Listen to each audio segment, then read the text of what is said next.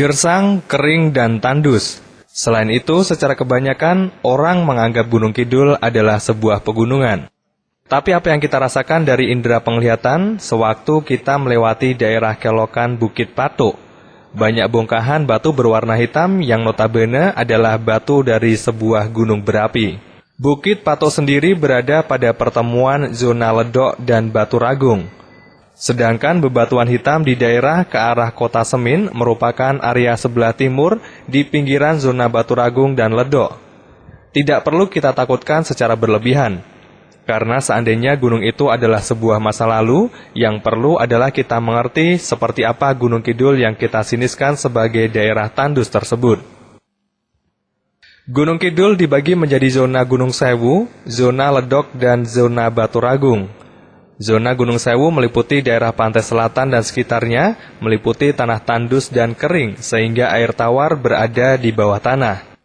Berbukit-bukit terjal dalam formasi banyak gunung. Zona Ledok berupa lembah di utara zona Gunung Sewu dengan tanah hitam, sehingga air lebih mudah didapatkan baik dari curah hujan maupun sumber air yang dapat ditarik ke atas permukaan tanah. Berbukit tapi cenderung rendah dan tidak se-ekstrim Gunung Sewu. Zona Batu Ragung berupa perbukitan yang naik turun dengan tingkat kecuraman sama dengan zona Gunung Sewu. Perbedaannya, jika di Gunung Sewu air sangat sulit didapatkan, di zona Batu Ragung ini air bercukupan. Salah satu daerah yang ada di Gunung Kidul yang bisa diandalkan untuk tujuan wisata minat khusus adalah Bukit Ngelanggeran. Untuk menuju desa ini juga tidak terlalu sulit. Selain lokasi menuju desa ini sudah beraspal mulus, para wisatawan juga dapat menikmati udara segar serta panorama alam yang begitu indah. Tidak kalah menariknya, bukit yang dipercaya sebagai gunung berapi purba ini menjadi daya tarik tersendiri bagi wisatawan. Di Bukit Ngelanggeran dijumpai batu vulkanik yang konon di atas bukit tersebut terdapat sebuah mata air yang setiap saat tidak kering. Untuk menaklukkan puncak Bukit Ngelanggeran, para pencinta wisata ini harus melalui jalan setapak. Konon, puncak bukit berketinggian 700 meter ini, oleh sebagian masyarakat setempat dipercaya kalau berdoa di atas puncak bukit, keinginannya akan dikabulkan. Dari atas bebatuan Bukit Ngelanggeran itu terpapar panorama indah ladang yang menghijau. Menurut Sudiono, Bukit Ngelanggeran yang ada di wilayahnya ternyata menjadi daya tarik untuk dijadikan tujuan wisata alternatif.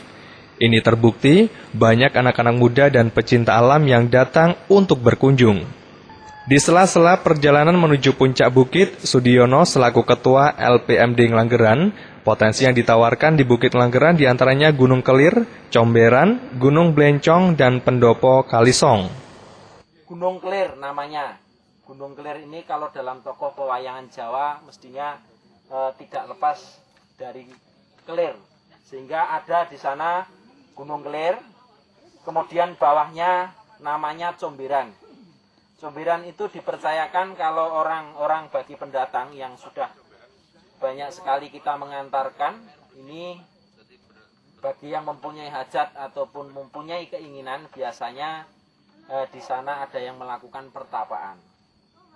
Kemudian Comberan itu airnya kalau musim kemarau ini tidak habis, sehingga di puncak bukit pun masih ada mata air. Gunung Blencong, Bu ya. Gunung Blencong itu bukan bencong. Namanya Gunung Blencong. Kalau dalam tokoh pewayangan, Blencong itu adalah lampu yang untuk menerangi waktu dalang ngoceh. Nah, niki. Kalau zaman dulu, kalau zaman sekarang sudah menggunakan listrik. Nah, di sana memang bentuknya seperti Blencong. Kemudian ke sebelah selatan lagi, ini ada namanya Gunung Bucu. Gunung Bucu adalah gunungan. Jadi itu gunungan seperti pewayangan itu. Yang di sana juga menunjukkan jelas sekali relief-reliefnya, nanti bisa dilihat di Pendopo Kalisong. Nanti kita siap untuk menampangkan di sana foto-foto dari relief-relief gunung itu. Selain kekayaan alam yang disuguhkan di Bukit Ngelanggeran, para wisatawan juga bisa melakukan kegiatan lain seperti panjat dinding, off-road, dan wisata ritual. kian panjat tebing yang kebanyakan dari mahasiswa-mahasiswa Yogyakarta. Kemudian ada yang mengadakan off-road, lokasinya masih ada juga. Kemudian ada yang sering melaksanakan anak-anak siswa itu untuk kegiatan naik gunung pada waktu malam minggu. Jadi ini pengunjungnya banyak sekali datang dari khususnya wilayah sekitar Yogyakarta. Kemudian ada juga yang untuk ritual, sepertinya kalau pada bulan-bulan Suro, kebanyakan juga dari keraton Solo sama Yogyakarta, satu rombongan kita sering mengantarkan untuk naik gunung dan di sana mungkin mengadakan sesuatu ataupun kegiatan dari acara-acara yang dianggap bagi pengunjung suatu hal yang disakralkan. Sehingga tempat di gunung banyak sekali tempat-tempat untuk salah satu pertapaan.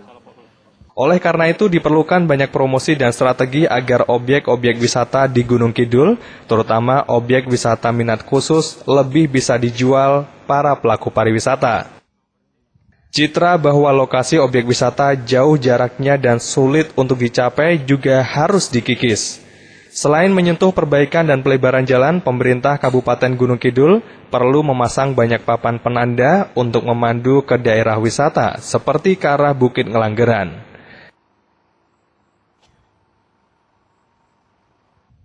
Tim melaporkan untuk Apa Kabar Jogja RBTV.